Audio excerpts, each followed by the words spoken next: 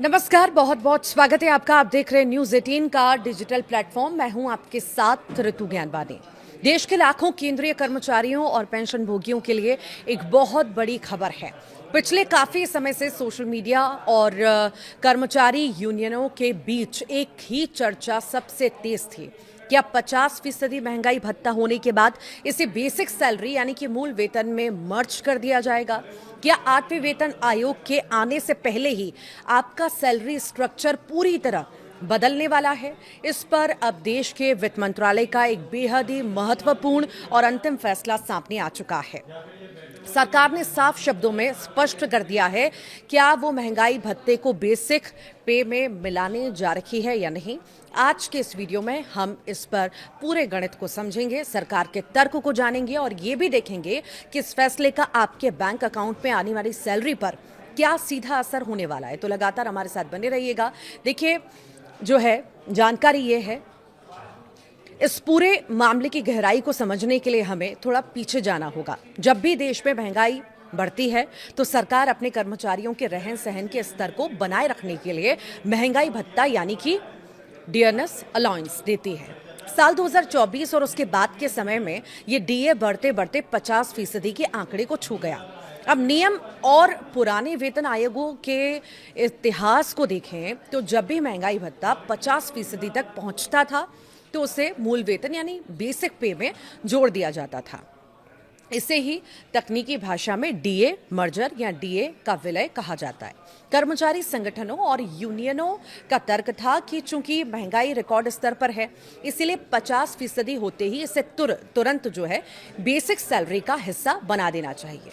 इससे कर्मचारियों का प्रोविडेंट फंड, ग्रेच्युटी और बाकी भत्ते अपने आप बढ़ जाते हैं। और इसी मांग को लेकर कई हफ्तों से वित्त मंत्रालय को ज्ञापन सौंपे जा रहे थे, लेकिन अब इस पूरी बहस पर पूरी तरह से विराम लग चुका है। वित्त मंत्रालय ने केंद्रीय कर्मचारियों की इस मांग को फिलहाल सिरे से खारिज कर दिया है। सरकार ने बेहद साफ और कड़े शब्दों में स्पष्ट किया कि फिलहाल अलग से किसी भी प्रकार के डीए मर्जर की कोई भी तैयारी नहीं है। यानी जो कयास लगाए जा रहे थे कि एक नोटिफिकेशन जारी होगा और आपकी बेसिक पे बढ़ जाएगी, ऐसा कुछ भी नहीं होने जा रहा। सरकार का कहना है कि 7वें वेतन आयोग की सिफारिशों में ऐसा कोई ऑटोमेटिक नियम नहीं था कि 50% डीए होते ही उसे मर्ज करना ही पड़ेगा। सरकार के इस आधिकारिक बयान ने उन लाखों कर्मचारियों को बड़ा झटका दिया है जो इस महीने से अपनी सैलरी में एक बड़े बम्पर उछाल की उम्मीद लगाए बैठे थे। अब सवाल ये उठता है कि सरकार ने ऐसा फैसला क्यों लिया और इसके पीछे पूरी तरह से आर्थिक समीकरण काम कर रहे हैं। अगर सरकार 50% महंगाई भत्ते को बेसिक पे में मर्ज कर देती तो सरकार के खजाने पर अचानक से अरबों खरबों रुपयों का अतिरिक्त बोझ आ जाता।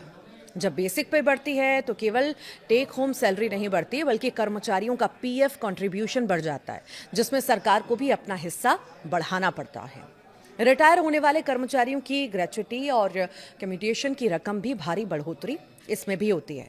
और सबसे बड़ी बात, देश के करीब 50 लाख से ज्यादा पेंशन भोगियों की मासिक पेंशन का बेस बदल जाता। मौजूदा वैश्विक आर्थिक परिस्थितियों और देश के बजटीय घाटों को संतुलित रखने के लिए वित्त मंत्रालय ने इस अतिरिक्त वित्तीय बोझ को उठाने से साफ इनकार कर दिया है। सरकार का मानना है कि महंगाई भत्ता समय समय पर बढ़ाया ही जा रहा है और इसीलिए अलग से मर्जर की कोई भी तार्किक जरूरत नहीं है। इस खबर का एक और महत्वपूर्ण पहलू है जो सीधे जुड़ा है 8वें वेतन आयोग से। आमतौर पर हर 10 साल में एक नया वेतन आयोग आता है। 7वां वेतन आयोग 2016 में लागू हुआ था और नियमों के मुताबिक 8वें वेतन आयोग को लेकर चर्चाएं अब बेहद तेज हैं। कर्मचारी संगठनों का मानना था कि अगर डीए का मर्जर अब हो जाता तो 8वें वेतन आयोग के गठन के समय कर्मचारियों की फिटमेंट फैक्टर की गणना एक ऊंचे बेस से होती। लेकिन अब जब सरकार ने कह दिया कि कोई अलग से मर्जर नहीं होगा तो इसका सीधा मतलब है कि अब सैलरी स्ट्रक्चर में जो भी बड़ा बदलाव होगा वो सीधे 8वें वेतन आयोग के जरिए ही होगा। सरकार अब बीच में कोई शॉर्टकट या तदर्थ फैसला जो है लेने के मूड में बिल्कुल भी नजर नहीं आ रही। यानी कर्मचारियों को अब अपनी बेसिक सैलरी को रिवाइज करवाने के लिए नए वेतन आयोग की सिफारिशों का ही इंतजार करना होगा।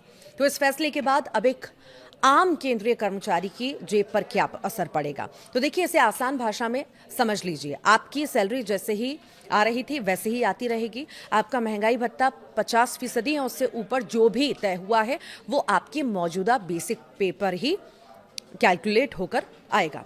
हाँ, एक राहत की बात जरूर है कि 7वें वेतन आयोग के नियमानुसार जब डीए 50% पहुंचता है तो कुछ अन्य भत्ते जैसे कि हाउस रेंट अलाउंस हो गया और चिल्ड्रन एजुकेशन अलाउंस हो गया, ट्रैवल अलाउंस हो गया, इसमें जो है बढ़ोतरी अपने आप लागू हो जाती है। वो लाभ कर्मचारियों को मिलते रहेंगे, लेकिन जो एक बड़ी छलांग बेसिक पे में मिलने वाली थी वो फिलहाल होल्ड पर चली गई है। आपकी टेक होम सैलरी में कोई कटौती नहीं होगी, लेकिन जो एक्स्ट्रा हेल्थ क्रिएशन या पीएफ में बड़ा इजाफा होने की उम्मीद थी उसके लिए अभी इंतजार लंबा हो गया है। संक्षिप्त में कहें तो वित्त मंत्रालय ने साफ कर दिया कि वो देश की वित्तीय स्थिति को ध्यान में रखकर कदम उठा रहा है और किसी भी लोक लुभावन दबाव में आकर डीए मर्जर का फैसला नहीं लिया जाएगा। अब सभी की नजरें इस बात पर टिकी हैं कि सरकार 8वें वेतन आयोग के गठन को लेकर कब आधिकारिक घोषणा करती है और इस पूरे फैसले पर आपकी क्या राय है। क्या सरकार का यह कदम सही है या कर्मचारियों की मांग जायज थी? हमें नीचे कमेंट बॉक्स में जरूर बताइएगा।